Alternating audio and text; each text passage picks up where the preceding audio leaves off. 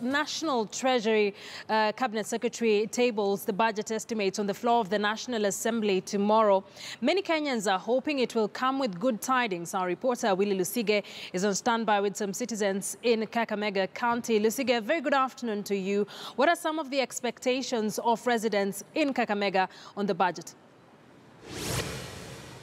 Good afternoon to you, Akisa. Actually, here in Kakamega, we are waiting anxiously for the biggest budget ever in the history of Kenya. As you had noted earlier, it's going to cost the taxpayers, I think, 3.07 trillion shillings more. This amount of money is higher than what we experienced in last year's budget, which costed, I think, 2.6 trillion shillings. So expectations in Western region, most of the locals here in Western region expect a lot from this budget, but some of them still feel that maybe they will not experience any benefits, as we have seen most of the main industries in Western regions which have been creating jobs and also creating revenue for locals. All of them are now dying, such as Mumia's Sugar Factory, Zoia Sugar Factory, in relation to that in Western region a lot of economy, or the main important factor in development of the economy, all goes back to what we call farming, especially sugarcane farming. So we just want to sample a few of the comments from the locals here.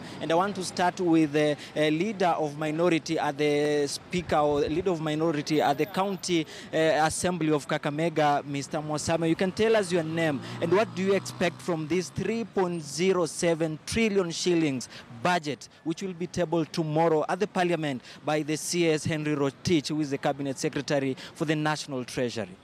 Thank you so much for the opportunity given unto us. Let me begin by correcting what you said earlier. The deputy whip, minority whip in the House, in Kakamega County Assembly, and my name is Joshua Mwasame Kititi, representing Kongoni Ward at the MCA. First, as you've said, tomorrow we're expecting a budget, national budget, and we expected that the budget would favor our people, especially people in Western Province, because as you said it, we have had a problem. We've had a problem earlier. All our industries, all our economical industries collapsed.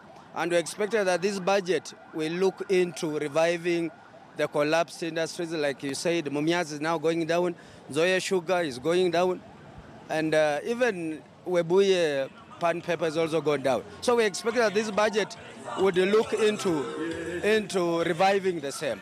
And we also expected that this budget will look at common mwananchi as expected, because corruption has taken root in every sector. We are talking of corruption in the maize sector. We are talking of corruption in KPLC. We are talking of corruption in NYS. My take would be this. The government should have decided to bring down or cut down on the budget for such ministries that had corruption issues. Because, we expected that if the money was to be allocated, it should be allocated to ministries that at least give value for the money to the common mwananchi. As a member of county assembly, do you feel that the amount of money that has been allocated to devolution to each county should be increased? Or do you think the current amount of money which Kakamega County and other counties in Western region are receiving, is it enough for development? It is not enough. Because, when you look at Kakamega for one, our budget is around 14.7 billion. We expect that the government should look into increasing the budget for county assemblies.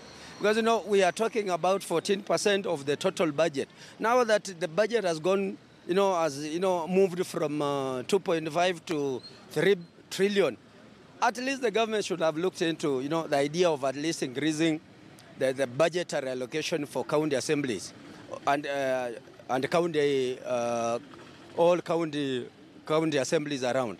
We have seen also the amount of debt that Kenya owes, maybe the finances, is now going to stand at, I think, 4 trillion shillings. What do you think is the impact of this to a common mwananchi in the village? When we talk about the debt that we owe our debtors, that one affects common mwananchi directly. Because you know why? When you talk about increasing the debt to around 4 trillion, definitely life will go up. Because for the government to recover that cap, they need to increase the taxes. And when they increase on taxes, definitely life will go up.